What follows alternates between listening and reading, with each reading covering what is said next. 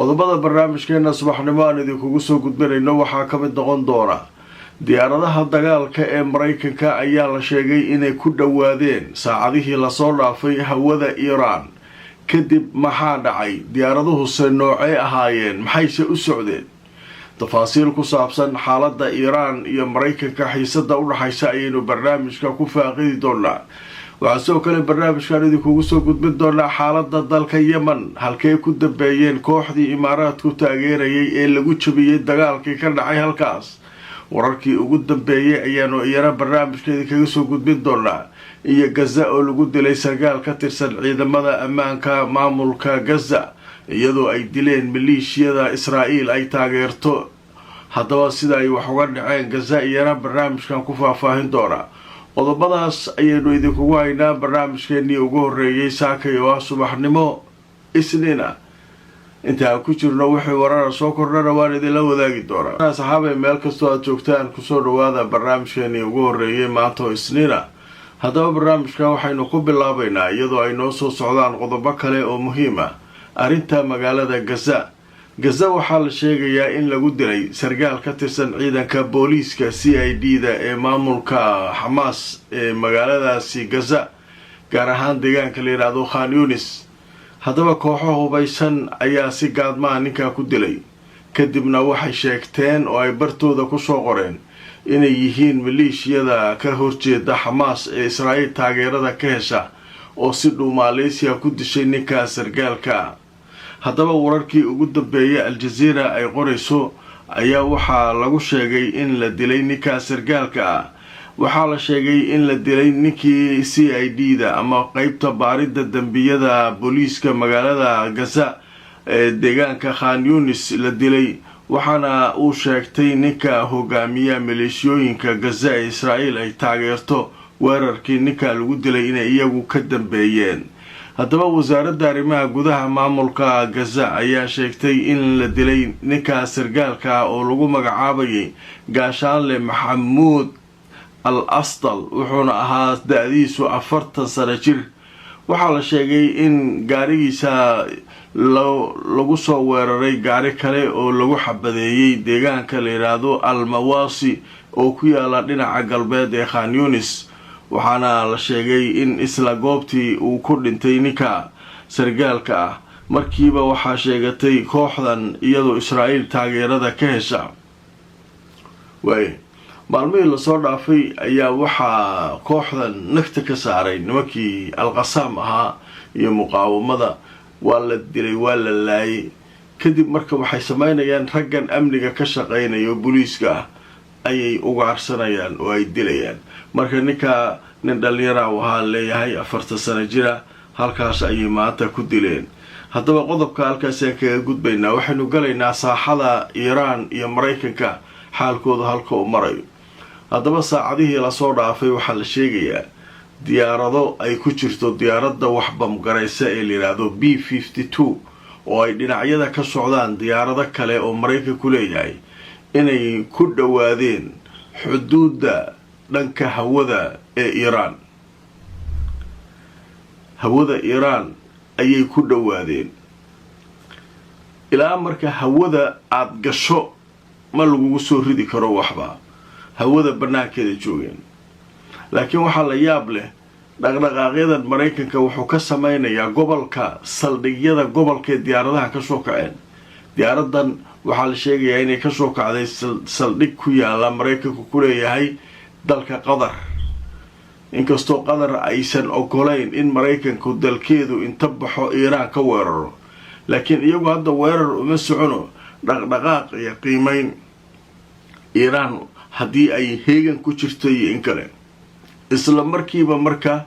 waxaa laga horgeeyay diyaarado kale ayaa kacay oo majaal jawiga Iran iyaguna sidaa u waardiyeynay markaas ayay diyaaradihii Mareykanka dib uga baxeen la leeyahay oo markii horeba iyagu ma soo galin hawada Iran laakiin waxay ogaanayeen hawadu inay wax joogaan iyo in kale laakiin waa idin la soconaa raadaarkeenu waa idin hayaa marka hawshii haddaad noo bilowdeena ahlan wa sahlan haddii kalena meeshiina ka laab marka nimankii waxaa leeyahay meeshoodii marka ka laabteen. haddaba marka wararkii ugu dambeeyay waxaa qoraya goor dhoweyd telefishinka la yiraahdo Sky News wuxuu leeyahay diyaaradaha Mareykanka ayaa ku dhawaaday hawada Iran. haddaba ma waxaa soo dhawaaday xilligii la duqeyn lahaa Iran ayuu qoraalka ku leeyahay. haddaba warbixinta way sii socotay waxaa leeyahay warbaahinta Israa'iil ayaa Isniinta maanta sheegtay in diyaaradaha Mareykanka ay markaa ku duuleen meel ku dhow hawada Iran. waxaana la sheegay in xaalku uu u muuqdo in Mareykanku uu qorsheynayo qaabkii uu u weerari lahaa Iran. haddaba wararka qaar ayaa waxay sheegayaan sida lagu qoray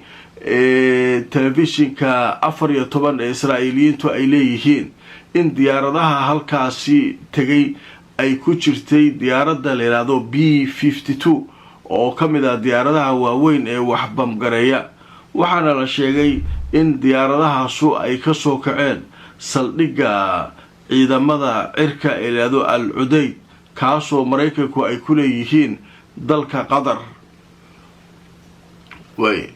marka waa boolo xofto waay iyo waabis waa lagu waabinayaa maaragtay waa ku soo weerarayaa mudaharaadyada daada joojin waxaana soo weerari karta male soo lama dhihin. marka dhoolo tuskaasaa la samaynayaa.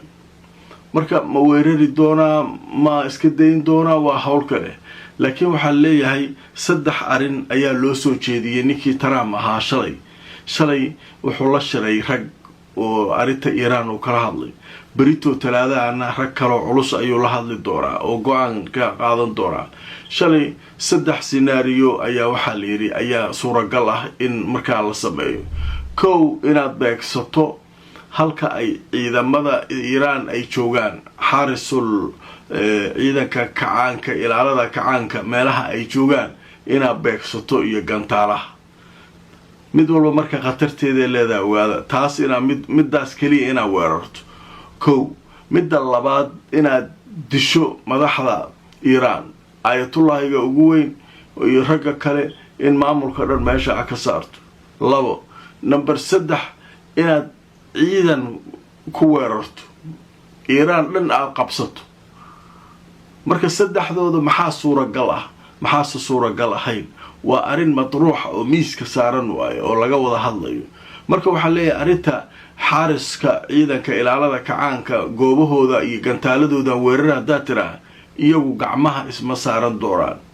marka weerarto adiguna waa lagu soo weeraraa Israa'iilna nagta laga saaraa. Israa'iilna ma joogsanayso dagaalkay soo galaysaa. marka xiisadii gobolka iyo xuutiga iyo wixii oo dhan waa isla holci doonaan. taa marka masaalan midda labaad ma fududahay in la dilo markiiba la khaarijiyo madaxda Iran. taasaa ugu dhawaan leeyahay tijaabada dagaalkii 12 maalmood oo saraakiishii ugu sareysay Iran la dilay. taas waxay muujinaysaa in taa ay suuragal tahay. laakiin haddii dilka uu fashilmo maxaa dhacaya isla meeshii tabtii dagaalkii iyo gubtii la isku qabanaa. middan kale dagaal toos ma lagu qaadi karaa Iran cirka badda dhulka oo lagu qabsanayo ha sheegin taa ma jiri kartaa leey. marka sheekadaas marka iyaduna halkaas ay maraysaa. dhanka kale wasiirka arrimaha dibadda ee Iran Abbas Araghchi ayaa isagu hadlay oo war soo saaray. wuxuuna sheegay inay dhankoodu dagaal diyaar u yihiin nabadna diyaar u yihiin. mudaaharaadayaashii laga shaqeynayay ee meesha ka socdayna hadda xaalkooda uu iska sii dhamaanayo xalaa loo helo yiri kuwaas. haddaba markaan idin tuso wararkii ugu dambeeyay jirada Raayul Yawm waxay leedahay Abbas Araghchi wuxuu sheegay inay diyaar u yihiin inay dagaal diyaar u yihiin. dhanka kalena wuxuu sheegay xaaladii inay hadda degan tahay oo maartay la xakameeyay mudaaharaadyadii iyo wixii socday. wuxuu dhanka kale sheegay inay hayaan codad duuban oo ku saabsan faragelino dibadda ah inay abuurayeen oo ay kicinayeen dadka mudaaharaadka ka shaqeynaya. nabadna annaga waa naqaano dagaal haddii nal ku soo qaadana waa diyaarana mustacid wax kasta. arrinkii laga shaqeynayay fowdadii iyo mudaaharaadkina waa xakameynoo yidhi. nimankaa marka farsamo isticmaaleen saacadii ugu dambeeyay oo aad looga hadlayo laleeyahay shacabkii iyo ciidankii markii ay isbari waayeen oo ciidamadii ay shacabkii layn karin ayaa waxaa la sameeyaa layidhi shacab kale oo dowladda taageersan ayaa shacabkan lagu fasaxay shacabkii nagtaa laga saaray hadda dadka dhimanaya reer galbeedka warbaahintooda qaarkood waxay qorayaan 500 oo qof inay gaarayaan dadka halkaa ku dhintay Iiraan maalmihii lasoo dhaafay ee mudaharaadyadu halkaa ay ka soconayeen haddaba qadar xayisiisa kadib asxaabay waxaynu u gudbi doonaa arrintii Yaman nimankii sidii nagta looga saaray oo jugta looga qasay imaaraadku watay ee gooni goosadka ahaa xagee ku dambeeyeen saakay waxaa ka hadlaya wasiirka arrimaha gudaha dowladda Yaman oo markaa Al-Jazeera ay wareysanayso haddaba tafaasiil ku saabsan nimankii halkii ay ku dambeeyeen maadaama hogaamiyahoodii uu u baxsaday imaaraadka ayagu halkee ku dambeeyeen maleeshiyadii haddaba waran idinkaga hayaa qaybtan dambe ma jeceshahay barashada qur-aanka kariimka iyo culumta shareecada hab casri ah online adigoo jooga gurigaaga ama goobtaada shaqada markaas Daaru Taqwa waxa kugu baraya qur-aanka hab casri online maadooyinka ka baran karto waxa kamid ah qur-aanka kariimka ikada luqada carabiga iyo culumta shareecada isdiiwaangelintu way socotaa fadlan horugaad waxay faahfaahin kala xiriir nambarada shaashada kaaga muuqda هموغادي دوكسيغا مركز دار التقوى شركة قبل هومس waxay mashaariic ka wadaan Nairobi South Sea iyo Mombasa Niyali shirkadu guryaha ay dhisayso waa apartments iyo villas waxay ka kooban yihiin 5 bedrooms duplex 4 bedrooms duplex 2 bedrooms duplex iyo sidoo kale 4 bedroom 3 bedrooms 2 bedrooms iyo 1 bedroom oo caadi ah guryaha qaar waxa ay leeyihiin qolka shaqaalaha qaabka shirkadu guryaha u dhisayso waa qaab casri ah oo Turkish style ah guri kastana waxa uu leeyahay masjid madraso swimming pool gym playground meelaha lagu caweeyo sitting areas wishashki motor automatic ah ceelbiyood internet parking supermarket pharmacy cafeteria security guard iyo CCTV camera iyo dhammaan facilities kale ee gurigu u baahan yahay shirkadu haddaba waxay ugu baaqaysaa macaamiisha inay samaysay beecdhimi soconaysa muddo 5 bilood oo u dhiganta 150 maalmood iyo fursad qaali ah wixii inta dheer waxa aad la xiriirtaa maamulaha sare ee shirkadda Sheikh Liban Ali adigoo u sii maraya nambarka shaashada saaran waa Qibla Homes kulanti wanaagsan asxaabay meel kastoo aad joogtaan kusoo dhawaada barnaamijkeennii ugu horeeyay maanta oo Isniina qaybihii ugu dambeeyay barnaamijka aynu maraynaa qaybta waxaynu kaga hadlaynaa xaaladda dalka Yemen haddaba Yemen sida muuqata waa lagu kala adkaaday haddaba saaki waxa waraysi bixiyay wasiirka arrimaha gudaha dowladda Yemen waxa wax laga weydiiyay warnimankii jugta ka geliseen ee imaaraadku watay ee gooni ugoosadka ahaa ciidankoodii halkee ku dambeeyeen horta wuxuu yiri ciidanku waa ciidankeen waa wiilasheen ciidanka waxaan noo qorshaysan dowlad ahaan inaan laba u qaybino qaybna wasaaradda difaac inay la shaqeeyaan qaybna wasaaradda daakhiliya macnaha wasaaradda gaashaandhigga wasaaradda arrimaha gudaha booliiska iyo militariga in lagu kala daro nidaamkoodii socda hubkii iyo wixii ay haysteen la diiwaan galiyo laga xareeyo wixii oo dhan la nidaamiyo marka wuxuu yiri xaaladuna way degan tahay